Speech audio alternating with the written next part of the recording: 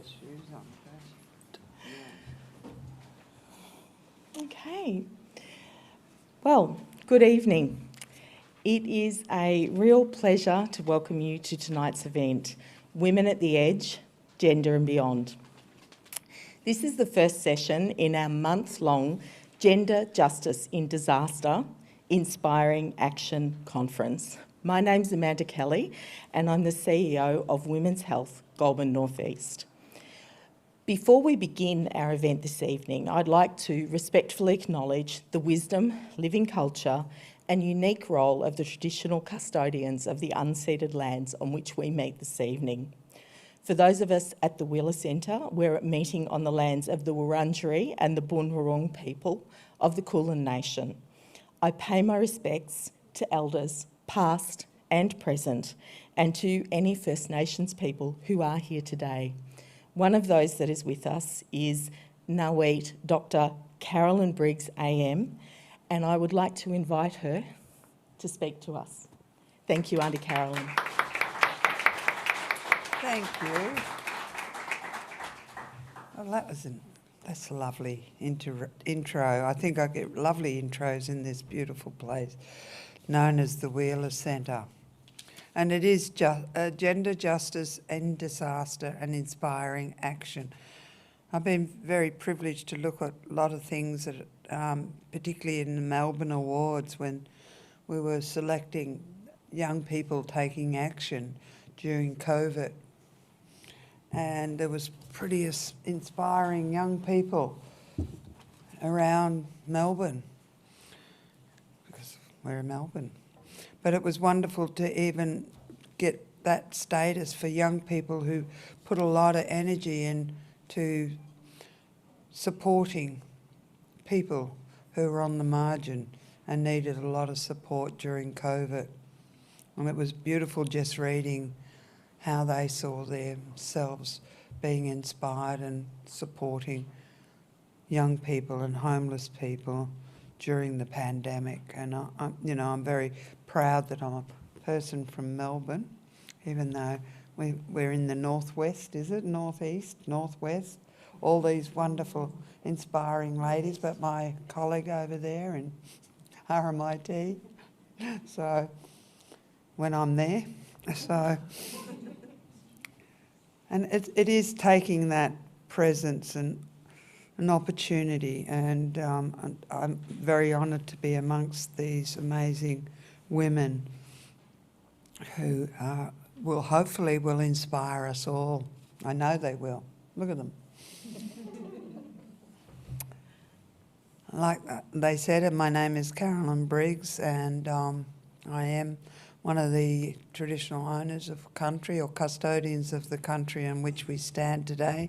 I do have my Woiwurrung and Boonwurrung lineage going on, but I also have my Wemba Wemba and Palawa, or Turawai, which is the northeast of Tasmania. So a lot of energy is running through my body. So this is what I am now. So in the language afforded to me, it's Wamanjika, Maranbik Bik Bunarong, Namde Baruptan Ata Willem.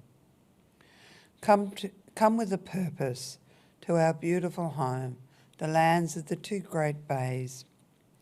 And it is my pleasure to be able to welcome you all here tonight, but it is also my responsibility to ensure that you do come with a purpose. Wamanjika, come, ask to come, and what is your purpose for being here? I do so not only on behalf of my ancestors of the Boonwurrung, I also on behalf of all First Nations people on which lands we now stand today.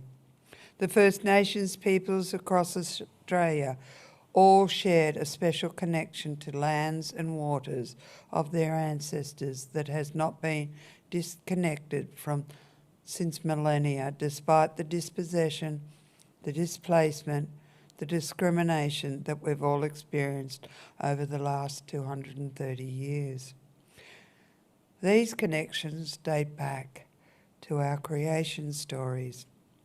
For the Yalaka Willem or the Boonwurrung, our creation stories tells us about Bunjil, our creator spirit, who's travelled as an eagle, and how he created our lands and waters around where we meet today.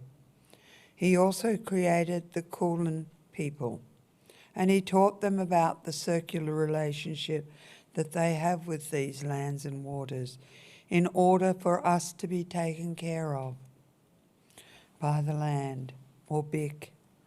We also have to, that reciprocity that we have to look after our lands and waters. And we did this through adhering our Wurrungi Bik, the law of the lands, our customary laws, much like our laws today. These laws dictated how we interacted with each other, how we interacted with the land, and how we conduct ourselves when we're on someone else's country. The Bunwurrung Wurrungi Bik speaks of 3 Pacific laws. The first law is Yalanj. It is the responsibility that we have knowledge. And once knowledge is attained, we then have the responsibility to ensure ensure its survival, its continuation. We have the responsibility to our younger generations to maintain that knowledge and pass it down so that it can be used for future generations. We also have the law of Jambana. This law speaks of community, the importance of community, the importance of diverse communities, but a unified community. The Bunwurrung people and the East, or the Kulin Nation, understood the power of diversity that is within our lands that increases our capabilities. It was always good to share stories and different experiences. However, they understood how to utilise this very powerful tool. They had to identify a common purpose. And what are these things that we all have in common with each other? Finally, we have the last law of Pavanata, Mother Earth, or connection to country. Or we might call it honouring sacred ground, paying respects to the past generations, the people who took care of the land before us, the people that have lived and died on the land before we were here. Paying respects to stories, histories on the land on which we live today. We are very fortunate on this continent known as Australia to have 80,000 plus years of human history. And it is most important to pay respects to that history, not only while we're here at work, but also when we go home. Just give it a moment. Just reflect on whose land we walk on today. And if we can adhere to these Wurrungi Biks, I can say in the words of my ancestors, once again, come with a purpose. Wamanjiga, Marambik Bik, Bunurong, Namda, Barupton, Atta, Willem, Nungojun. You are in my presence and I am in your presence. So that is my acknowledgement to you and to all of your generations of people who went before you, as you will respect and understand the generations of my history and my peoples that went before me. Nungojun. Thank you so much.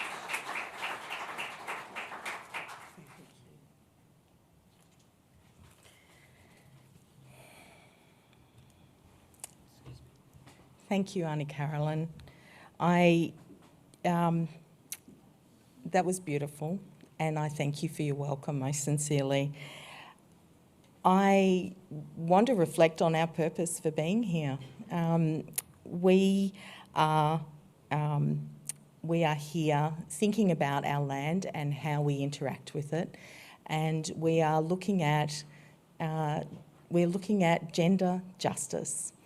And so the Women at the Edge series of events is a collaboration between the Wheeler Centre and Women's Health Goulburn North East. So, and I'd like to acknowledge what a pleasure it is to work with the Wheeler Centre and be part of their amazing work, fostering conversations across a breathtaking range of topics and with such fabulous people. And speaking of partnerships and collaborations, I must of course acknowledge Women's Health in the North and the Monash University Disaster Resilience Initiative, who, together with Women's Health Goulburn North East, are the partners that make up the Gender and Disaster Pod, bringing you the Gender Justice in Disaster Conference. And in addition to these organisations, I want to thank the Australian Institute for Disaster Resilience, as well as the Women and Firefighting Australasia, who are supporting partners of the conference. We know that to get anything done, it takes a village. And I have just named many significant villages that have brought us to this point in the ongoing discussion around gender justice in disaster. But of course, there are many others who can and do contribute to this discussion. And this is what this conference is about. Who are the ones making the decisions? Who's not at the table? Who's leading? What have we learned from the past? How are we working to prevent future emergencies and disasters? Are we listening to the wisdom of our First Nations peoples? What has gender and sexual identity got to do with disaster? What is our emergency services, our governments and our communities' place in all of this? These and many other topics will be covered over the next month. So it's my honour to start this evening's proceedings with a comment from the Honourable Gabrielle Williams, the Minister for Women. The Minister was hoping to be here in person, but due to commitments of Parliament, she has sent through this message for us. Good evening, everyone. Before I begin, I'd like to acknowledge the traditional owners of the lands across Victoria and pay my respects to elders, past, present and emerging. I'm really sorry I can't join you this evening for this important conversation. The last year has been one of the most difficult years in living memory. Devastating bushfires and a global pandemic have deeply affected the lives of all Victorians. But we know that women have disproportionately felt the impact of these crises. As 80% of our healthcare and social assistance workforce, women have disproportionately provided our clinical care during this health crisis. As a majority of workers in our education, retail, hospitality and accommodation sectors, women were also the majority of workers hardest hit by the flow-on effects. Many women have juggled more work than ever at home, and we know that the experience of prolonged disaster has heightened the risk of gendered violence. But the reality is these disasters exacerbated things we already knew to be true. They have magnified existing inequalities and put a spotlight on the drivers of gender inequality in our community. Despite recent progress, it's the previous decades of discrimination and disadvantage that left women more vulnerable to this shock. The Andrews government recognises the urgent need for a gender lens to be applied to our social and economic recovery. We're providing more funding to support financial capability for women in bushfire-affected regions. We're supporting our women's health services to deliver family violence primary prevention initiatives to stop violence before it starts. We're committed to supporting more women into leadership roles in the emergency sector and ongoing implementation of our nation-leading Gender Equality Act. We've made good progress, but there's still so much work to do. We must continue our work to drive gender equality and end gendered violence, despite the pandemic and because of it. I look forward to working together to harness this opportunity and create better outcomes for all Victorians, through recovery and beyond. So I want to thank the Minister for her support not only of the conference, but her ongoing and tireless work towards gender equality. And now it's my great pleasure to introduce the moderator for this evening's discussion, Commander Donna Wheatley of Fire Rescue Victoria. Commander Wheatley is committed to calling it out when it comes to the systemic gender disadvantages that she sees around her. I could speak at length about her experience, but that would delay getting to meet her, and seeing Commander Wheatley in action is something that definitely shouldn't be delayed. Commander Donna Wheatley. Thank you. Very kind words. Welcome. We've got such a treat ahead of us in listening to three women who are exceptional in the different facets that they bring to our session tonight. So I am a commander with the Fire Rescue Victoria. I've been on trucks for about the last 18 years, working my way through the ranks in a hierarchical organisation that's quite male dominated, and have seen over that 20 years us move from very much a primary focus on response to expanding across the continuum of prevention and preparedness and recovery. So the emergency services have been on quite a journey over that 20 years, and I've had the pleasure of working with women's health over those times and being involved in this conference and others like it. So I'm always very privileged when I get to sit with people who I think are exemplar. I wasn't too sure about the title, Women at the Edge. I thought it was Women on the Edge, so I thought I'd be the perfect moderator. I'm really on the edge. But these women are at the leading edge, and it's going to be wonderful to hear them speak. I guess when I think about the involvement that emergency services have, which is the role that I fulfil around disasters, I can see the way in which our role has responded to the climate crisis that we have. The work that I did, not last summer season, which was blessedly cool and wet, but the one before, where we fought fires in Queensland, where in a landscape that looked like Victoria from the air, and where the emergency services in Queensland weren't prepared because it's not the geography or the climate that they usually work in. And so we were deployed north in order to support that.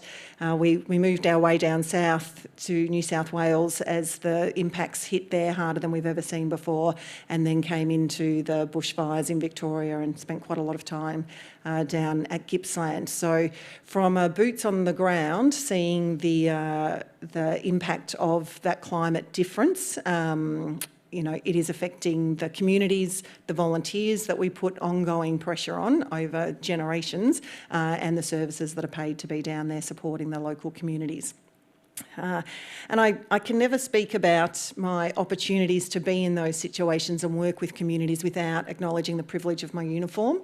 I think that it opens doors for us. People are always happy to see us because they're in their time of crisis, and we don't really have to give much reference before people welcome us in. And I always like to acknowledge that that's generally how we get to do a lot of the good work, is on the coattails of that privilege. So we're going to start with Niki Vincent, and I've got to get the right page, the Victorian Commissioner for Gender Equality in the Public Sector. And I had the pleasure of meeting Niki for the first time last week, but had been very excited about her imminent arrival, the legislation coming into effect at the end of March, and what that will mean for our organisation as part of the public sector that you're going to work with. So I'll hand over to you to share some of your insights from your perspective. Yeah, sure. Thank you, Donna. I don't need to tell you that we must have a gender lens when we're looking at disaster and emergency management. We must have a gender lens when we're looking at our organisations internally as well. And the Victorian Public Service and the Victorian Public Sector in general, as well as universities and all of local government, are covered by the new Gender Equality Act that came into effect on the 31st of March this year.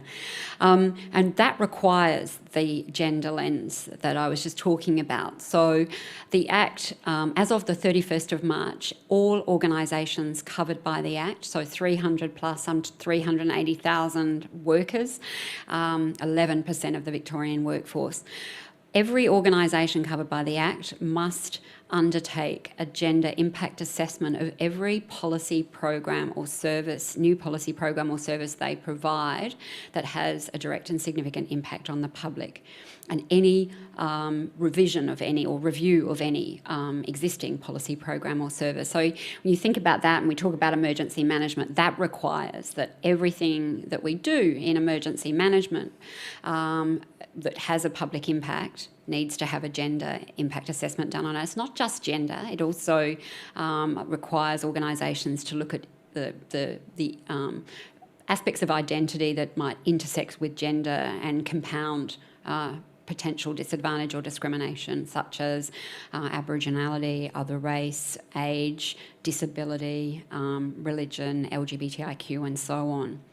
So that's one obligation. The other obligations are each organisation must undertake a comprehensive audit across their organisation, looking at the state and nature of gender inequality in that organisation across 7 key indicators. And I'm going to forget what they all are off the top of my head, but one of them's sexual harassment, one of them's the gender pay gap or gender pay discrimination, looking at industrial and occupational segregation, looking at the availability of flexible work and domestic and family violence leave, carers leave and so forth, and the gender composition at all levels of the organisation and in their boards. That might be all of them. There might be one I've forgotten.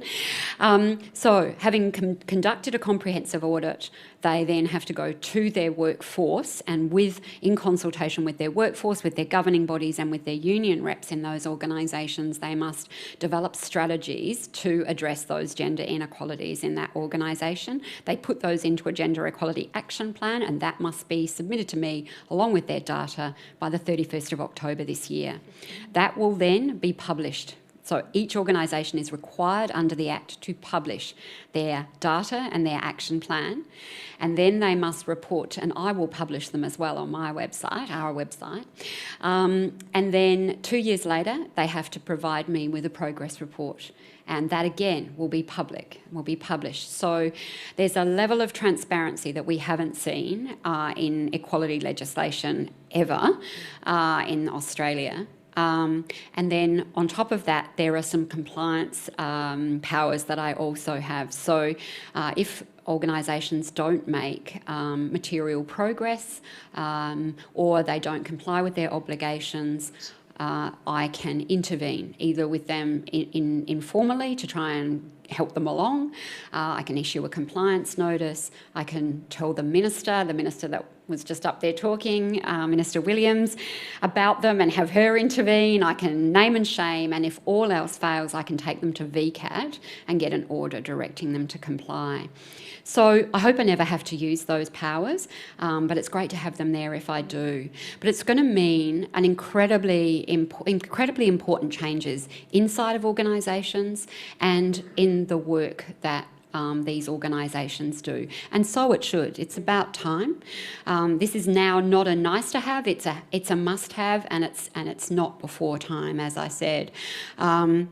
We are here as a commission, me as the commissioner and my team at the commission, to support organisations. Part of my functions, one of my functions is to support organisations as much as we possibly can to meet their obligations. And so far, organisations are pretty, interested in this. They're a little bit fearful about their obligations in terms of gender impact assessments, because that's quite a big thing to have to do. But this is public money. These organisations are publicly funded. If the public sector isn't leading on gender equality, using public money to do so, I don't know who should be. So I'm really excited about the role and really excited to see what when you focus with legislation on gender inequality, what a difference it can make. Absolutely. I'm looking forward to how that looks as well. I'll be keeping a sharp eye out. Our next guest is Dr. Meagan Tyler. She's a senior lecturer at the Centre for People, Organisation and Work at RMIT. And she's published a lot on the social construction of gendered inequalities in the context of bushfire preparation and response in Australia. So that I followed her work over the years. I like some of her quippy lines. But I'll throw to you, Meagan, to give us a view from your perspective. Thank you so much. I feel like the pressure's on to come up with a quippy line now. I'm not sure I have one. We'll find out. And thank you all for coming. It is just so amazing to be here with people. This is really wonderful, and especially on such an important issue. And, as Donna's just said, most of my work is around gender and bushfire, and mostly gender inequality as it manifests for women in terms of bushfire. And initially, I think, as we've already heard, that there can be a bit of a quizzical expression initially when you say gender and disaster at all, and gender and bushfire. I got a lot of it 10 years ago, a lot of shrugs. I don't understand, what would that have to do with fire? I just don't kind of get it. And so I became very fond of saying disasters are social events as a way of explaining it, which I kind of cringe at because it makes it sound sort of like a cocktail party or something. It's a fun social event. It is not a fun social event, but it's just that at the national level and the international level, we so often talk about natural hazards, and that kind of removes the social aspect. And disasters are what happen when the natural hazard hits people and the societies that people have built. And again, as we've already heard, those societies generally and almost universally have really embedded inequalities in them, whether they be gendered inequalities, racial-based inequalities, sexuality-based inequalities, as a whole variety of sessions in this conference address. They really come to the fore in disaster contexts. You can't kind of hide from the way that those become exacerbated, and it sometimes reveals things that were already there. So initially, I would say there was a lot of hostility to looking at the gendered aspects of not disaster generally, but particularly bushfire, I would say, in Australia, when I first started this kind of work. But I think we've also done some amazing work in the last decade. There are women in this room, I know, like Deb, who I can see sitting there, who have done some phenomenal work in the last decade in this area, and there is a lot more traction now, I think, in terms of addressing these issues in both academia and in policy, as well as in emergency services themselves. And I think a lot of that work has quite rightly focused on women's inequality and how we deal with things like spikes in violence against women, men's violence against women after disaster. But I think in order to push it maybe to the next level, we really need to be critiquing what I like to call the rule of bloke. And it totally infuses Australian culture in so many ways. And it's really kind of shorthand for talking about a white, heterosexual, dominant form of masculinity in Australia. But it is still really valorised, and not just kind of in the emergency services, where I think we talk a lot about the sexism and embedded issues of gender inequality, but in terms of everyday life, and also in terms of an appeal to a particular kind of masculinity that is assumed in policy as well, traditionally, especially when it comes to the response to fire. So I think we really need to start challenging the rule of bloke, and maybe even, dare I say it, overthrowing the rule of bloke at some point if we really want to make progress. I love whoever that was in the audience. Thank you. Yes, I feel you. And that will be kind of, I hope, what we move towards doing. I know Bob Pease is speaking at one of the sessions here as well, and I'm sure he will echo some of those points. But I really, I hope that's something we can move towards discussing. Absolutely. I like those quippy lines. She says things I'm not allowed to say because I wear a uniform. I have to go back to work with all those men. So our next guest is Cathy McGowan, the former independent MP for Indi, and she also wrote a book called Cathy Goes to Canberra, so doing politics differently. I welcome that, the how to get there and how to survive when you get there. I need a little mentoring around that myself. Share with us, Cathy, some of your perspective. And good evening, everybody, and I echo my colleagues. Thank you for coming. And to the Wheeler Centre and Auntie Carolyn for that welcome. So there's a few things I'd like just to place on the table early. Among many of the roles I play, I'm a farmer and have experienced severe bushfires in my community in 2003, 2009, 2015 and 2019. So it's not unusual in my community of the Indigo Valley in northeast Victoria. We talk fire all the time. Running parallel with that, I was a Member of Parliament in 2013 to 2019. So one of the things that happened during that period while I was a Member of Parliament was the 10 years of the 2009 fires, and in particular into the electorate that I was responsible for was Kinglake. So it's with great pride tonight I wear the T-shirt that the women of Kinglake gave me as part of their fire experience was to form a group called Firefoxes. And so the bit I would like to add to this conversation tonight is nothing about us without us, and how much I am looking forward to working with your legislation and your commission to embed that so that the rule of bloke does actually change. And so I'm talking about two things in particular. One is the public face of leadership when we have disasters, floods, fires and storms. In my area, it's traditionally men. But that's not actually the truth, because the whole truth includes the leadership of the Country Women's Association, the Red Cross, the church groups, the neighbourhood houses, the CFA catering groups, and the leadership is predominantly women in those areas. And in my experience of fires in our valleys, it was those women who provided the full social aspect of the care that we were with, but you would never know it. The language doesn't include it, the recognition is not there, except we know it in our family and in our community. And the second thing I just briefly like to touch on is the impact of disaster is clearly gendered. And in rural areas, that is particularly so, perhaps more so than in the urban areas. But I'm not from Melbourne, so I couldn't say. But I suspect there's a difference. Because so much in rural and regional Australia, so much of our work is gendered. So, for example, on a farm, the men traditionally do the outside work and look after the machinery. And it's the women, traditionally, who do the inside work. That means the marketing, the logistics, the communication, the books, the caring, and every single other job that needs to be done. So when you're trying to understand the gendered impact of a disaster, it's very rare for the organisations that need to do the response to fully understand the work that we women do, because so much of it's invisible. So in my contribution to this study tonight, I want to talk a little bit about the solution. And it's for women being invited to be and then turning up to research. It's for women being invited to and then being heard when they speak up about their lives, to listen to them and to be believed. And it's women being encouraged and enabled to step up into public leadership and to have the responsibility for enacting the solutions that they themselves know will work in their specific environment. And I'm really looking forward to the further discussion tonight about how we can not, in the rule of bloke, not actually want women to change and not want country women to change and not see them as the problem, actually to enable them to become the public face and their own solutions to what they know will work.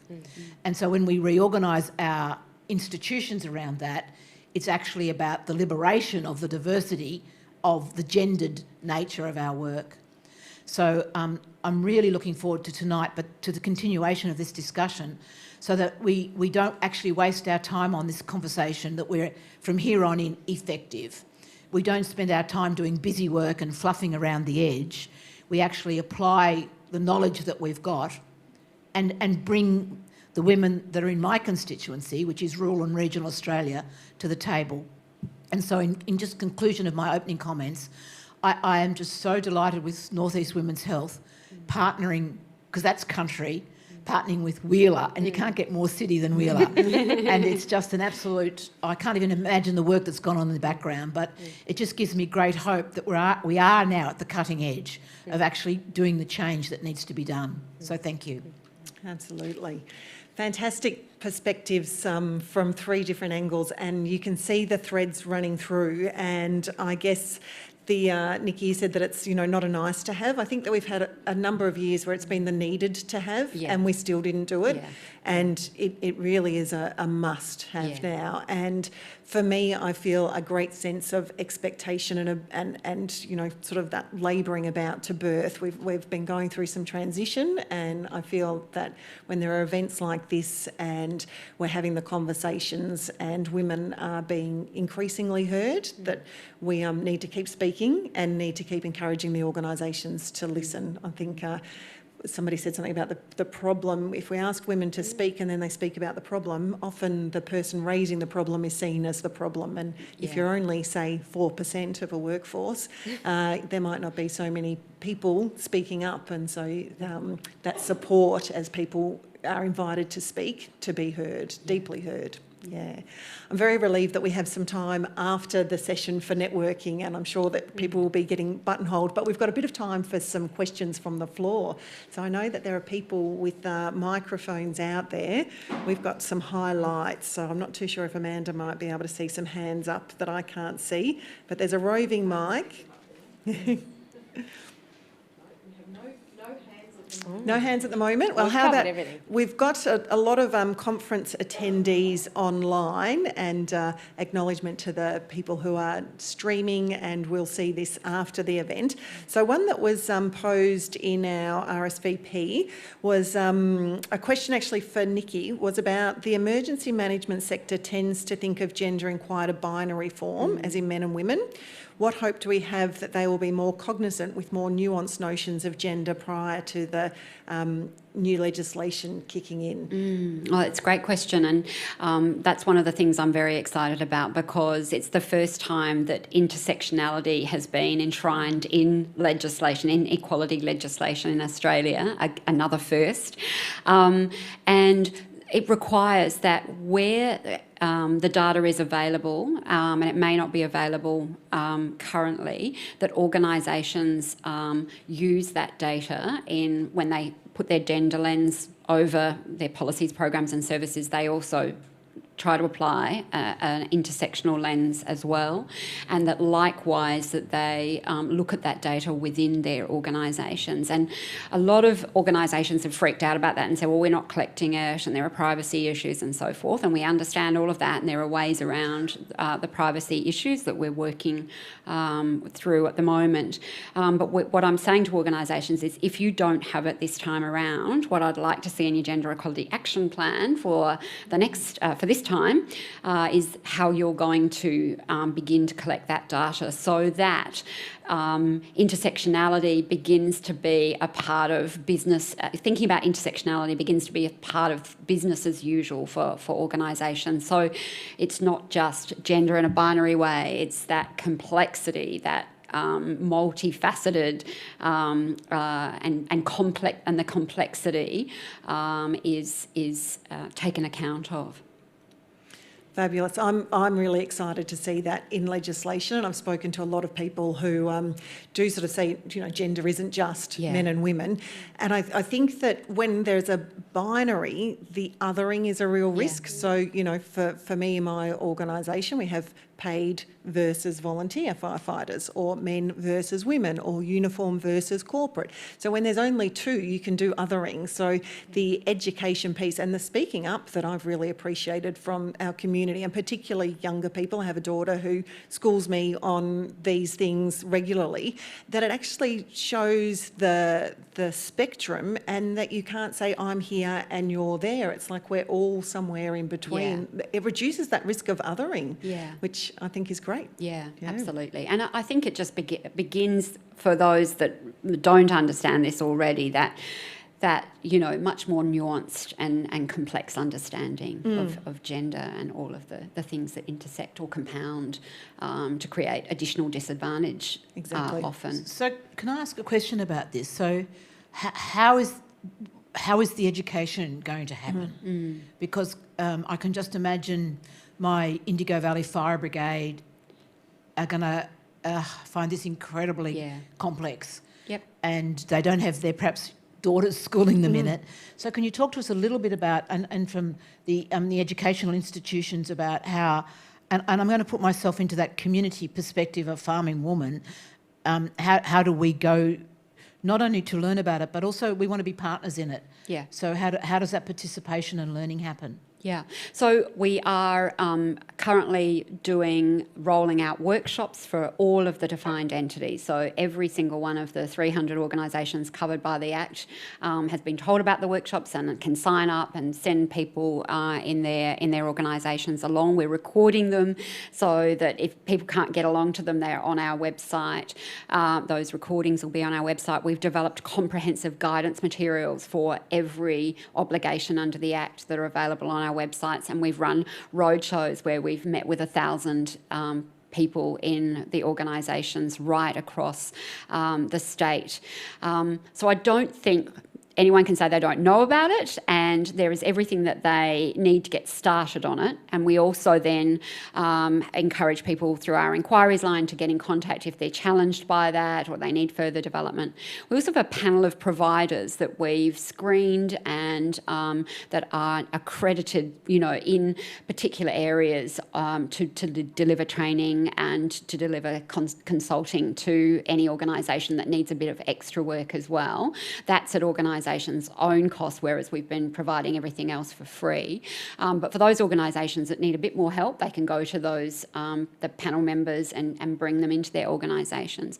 We're not expecting perfection from the word go. So although I won't hesitate to to use the compliance powers on organisations that just don't do anything, where organisations aren't up to scratch immediately, that's what the plan's supposed to be about, and it's a learning kind of journey, I guess, and all organisations are starting at different starting points. We are also, in fact, one of the panel of providers is a women's health consortium, and we know that women's health organisations are really, tapped into their communities across the state, and so they will be rolling out workshops on how to develop gender equality action plans and strategies and so forth.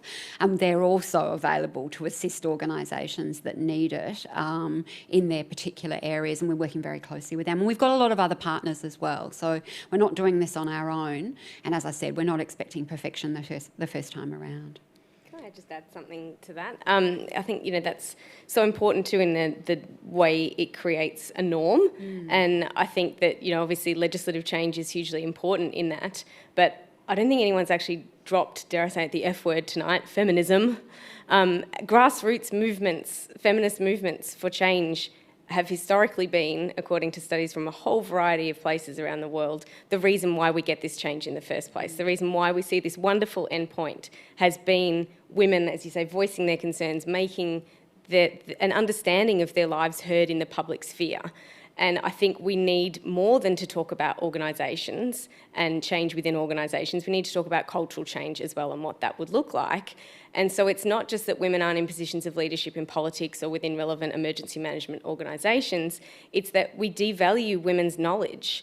And, part of the way we can pick that apart is by challenging the binary, but the dominant construction of gender still is a binary one. And if we don't acknowledge that, then I don't think we can really challenge it properly.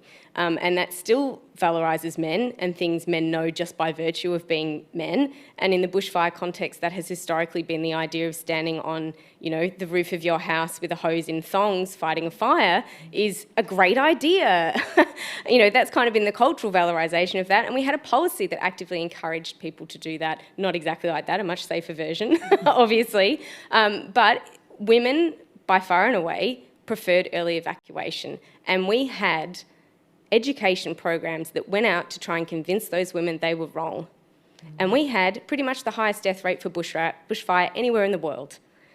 But there was this real non-acknowledgement of the importance of masculinity in defining how we were going to go forward. And, women's leadership isn't always, I think, just as Kathy was saying, it's not about fitting a male mould. It's sometimes about recognising what is already there and valuing women's contributions as they exist now. Yeah, totally. Sorry, I got a bit shouty. Yeah, no, it's great. And that's the sort of change we need to see inside organisations. Instead of trying to fit women into organisations designed by men for men, it's the organisations that need to change, not the women. And that's, that's what you're talking about as well. I've heard that there's a question down there. Fantastic, thank you. Thank you so much. Really enjoying the discussion so far. I was just thinking we're at this really interesting moment in time where we're, hopefully moving into COVID-19 recovery. We've had the Black Lives Matter movement, and we've had this, the gender justice movement. There's so much happening right now. We've got the climate crisis. How do we capitalise on, in addition to the Gender Equality Act, the momentum and the opportunity? Like, what are the practical next steps for individuals, the private sector and organisations from here? Aside from the overthrow of capitalism, can I throw that in there? Are we doing that? Sorry, no. I don't know who wants to jump in on that. I reckon that's a Kathy question. I've got this little conversation in my head, and I'll share the conversation. I'm sitting up here and I'm going, politics, National Party, Liberal Party, Labor Party, Canberra, competence. And the other part of my head's going, Victoria, Labor Party, Liberal Party, National Party, independence, competence. And I'm just weighing them up in my head of two levels of government and the incredible difference in outcome between those two levels.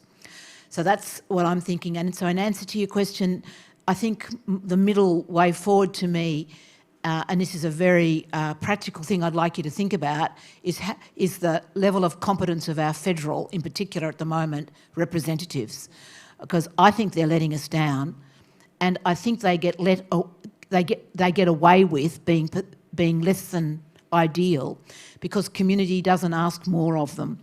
And for example, just a quick answer, I've just been in Sydney for the Sydney Writing Festival, and I was on a panel there for women in politics. And one of the questions was, well, what do we do about how bad it is for women in politics? And I got cross because people were saying, oh, it's institutional reform and they've got to do something. Where it just seemed to me the answer is us voters calling our MPs and our senators to be better.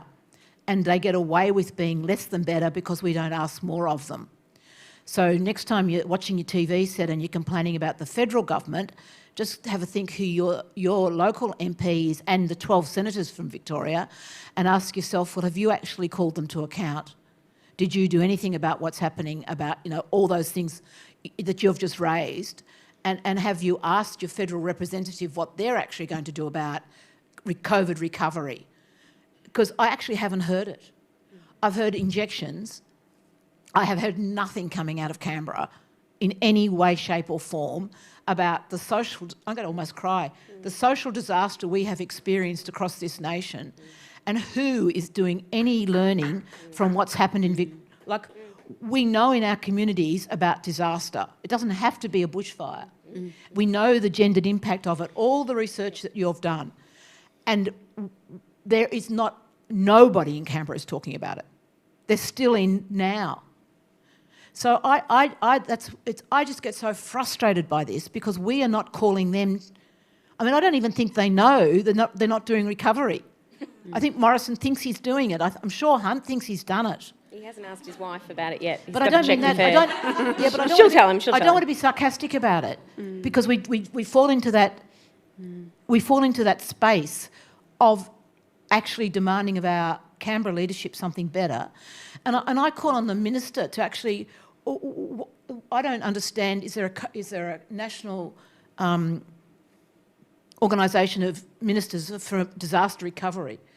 Have a COAG? Have they met to talk about recovery? And have they met to take the learning that we've had in Victoria to New South Wales? So I suppose I wanted to put it out to you tonight. Is the answer does lie with us, and to actually back you up. But also to actually get on the phone, get on the Twitter, get on the social media and name your federal member and name your senator and saying, well, where's the gendered recovery plan, at least for Victoria? Wouldn't it be nice? For COVID, I mean, not for everything else. Or at least some recognition of it, that we need a recovery plan. Absolutely. inspiring action. I like that.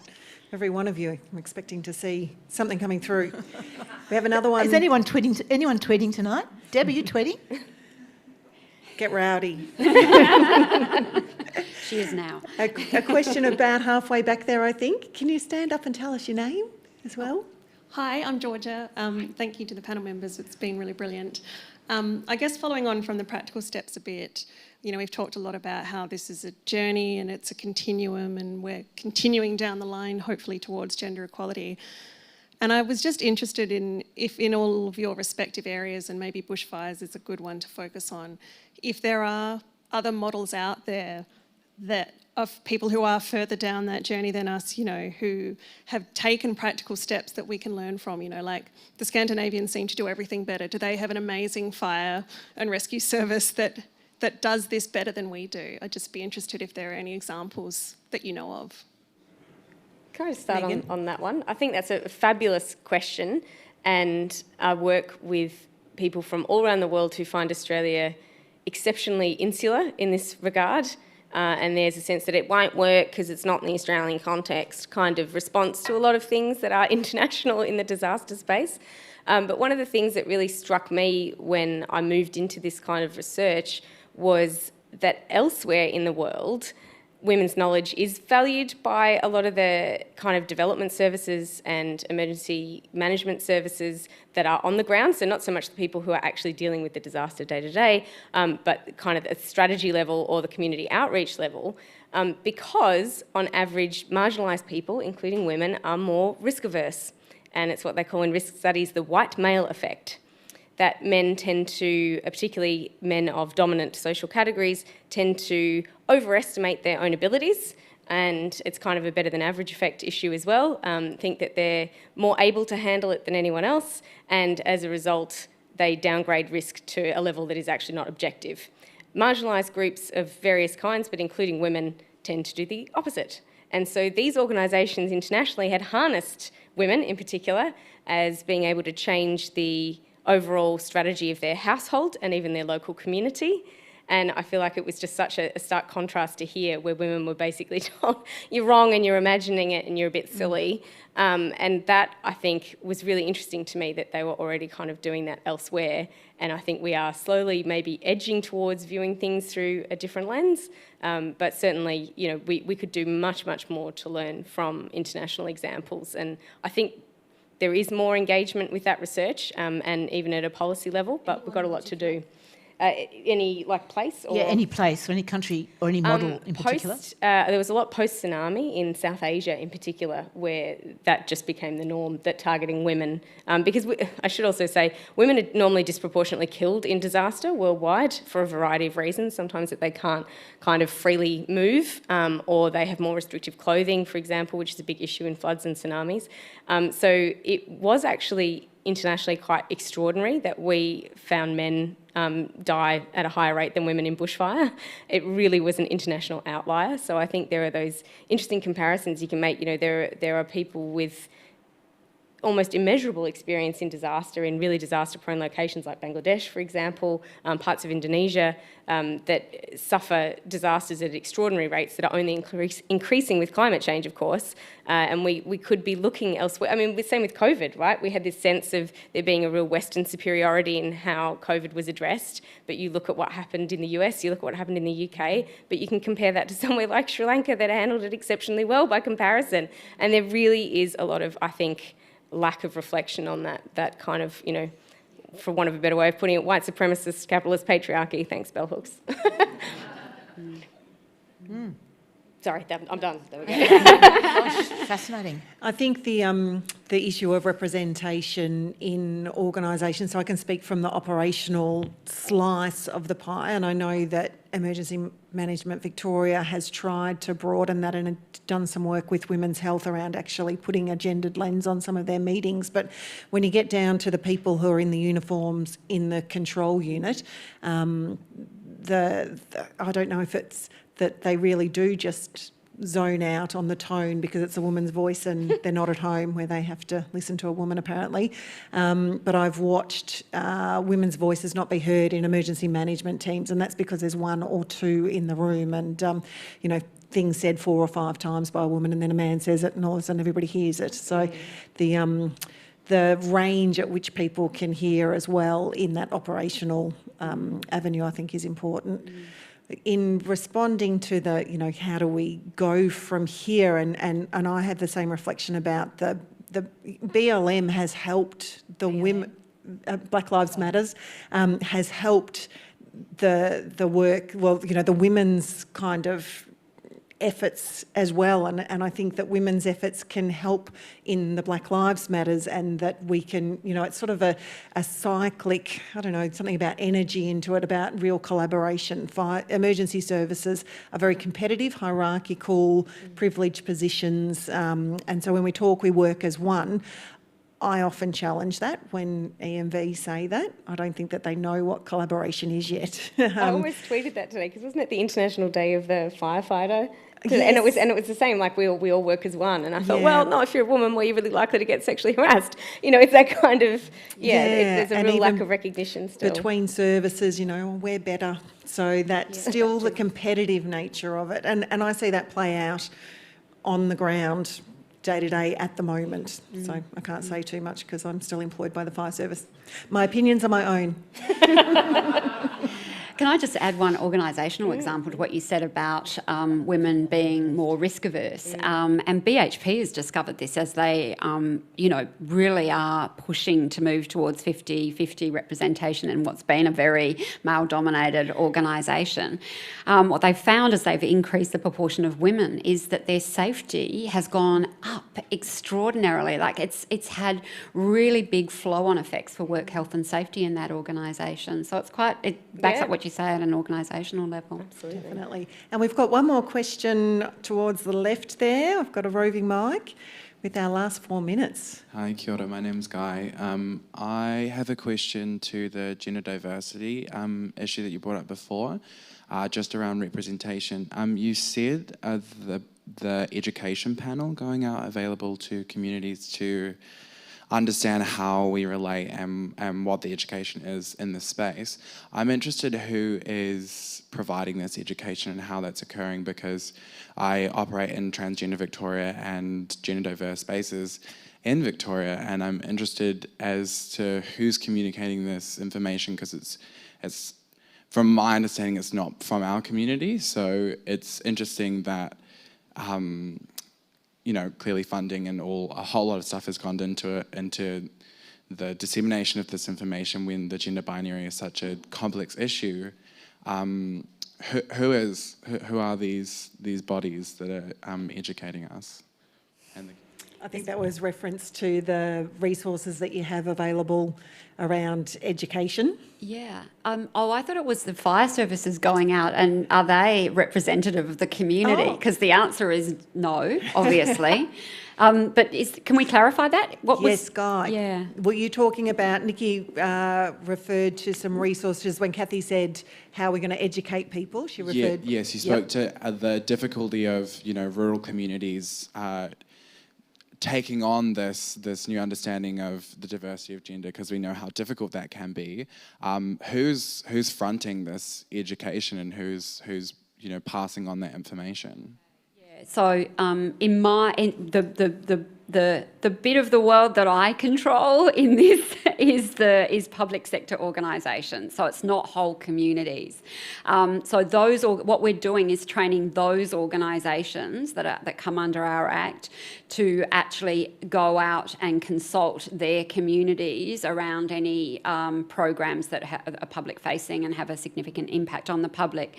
So hopefully in the training that we do with those organisations about consulting with diverse communities, they will then go out and seek out those community members to consult with. You won't see it yet because it's only just started. It only became law on the 31st of March.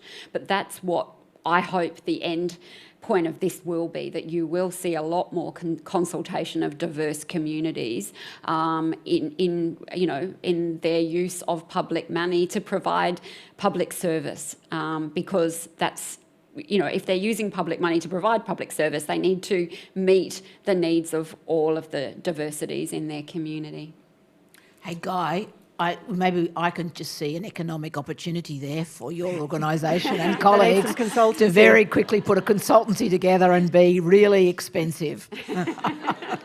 And fund then a whole, like, what do you call them, social entrepreneurship.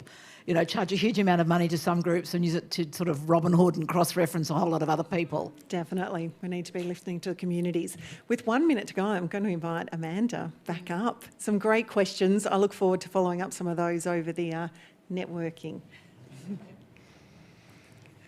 And can I just say, sorry, because I forgot an important part, thank you very much. I get freaked out by the time. It's a thing that makes my heart rate go up because I always go over time. So I do want to say sincere thanks to the time and effort and expertise that these women have brought. Dr. Niki Vincent, Dr. Meagan Tyler and Kathy McGowan, from the bottom of my heart, with deep gratitude. Thank you. Thank you. And because we have 6 seconds left, I would like to thank this amazing team of women and thank Auntie Carolyn for her welcome this evening, and thank Donna for ably managing this and bringing out some amazing points. So I'm really looking forward to, I hope that you will be enrolled in the rest of the conference and come along for more amazing discussions like this. So thank you all very much.